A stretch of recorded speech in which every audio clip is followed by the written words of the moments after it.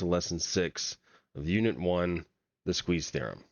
This is an optional lesson, but for those who have worked quickly through the first unit, I encourage you to engage with the lesson and with the practice, but keep in mind, as it is an optional lesson, it will not be assessed at this time.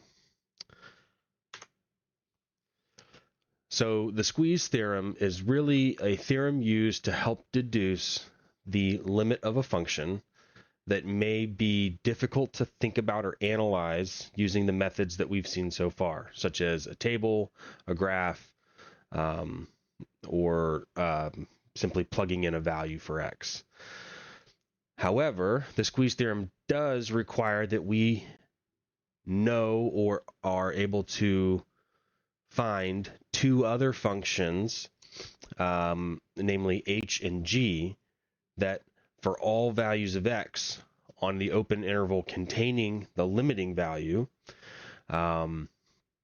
those two functions have to be sort of above and below the function in question. So you can see the theorem stated there.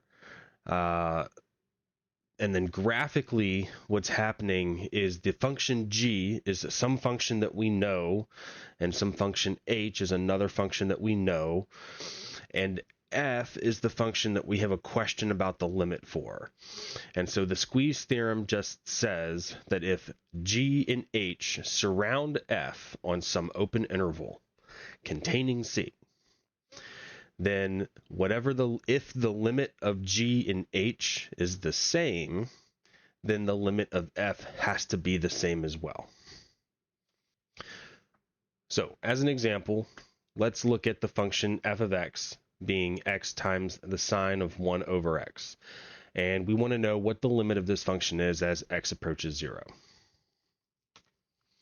So let's take, for instance, the function g of x being negative absolute value of x, and h of x being the absolute value of x.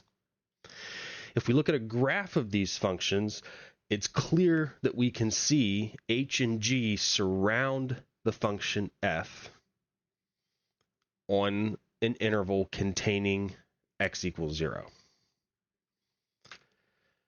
And so because the hypotheses of the squeeze theorem are met, namely g and h surround f, or that f is between g and h, and the limit of g as x approaches 0 is equal to the same as the limit as x approaches 0 of h of x, namely 0, it has to be the case that the limit as x approaches 0 of f of x is also 0. So just a note about the squeeze theorem. It seems a little overly complex in that you have to figure out what this function h and g are. The squeeze theorem is oftentimes used in calculus to prove more useful theorems. And we'll see more of that when we get to our unit about sequences and series. So in review, the squeeze theorem is used to prove a variety of other useful items or limits or theorems. And on the AP exam, the squeeze theorem is often strongly hinted at or explicitly set up.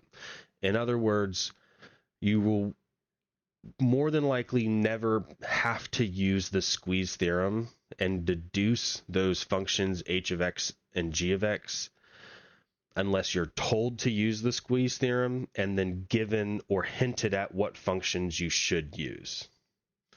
Thanks for watching.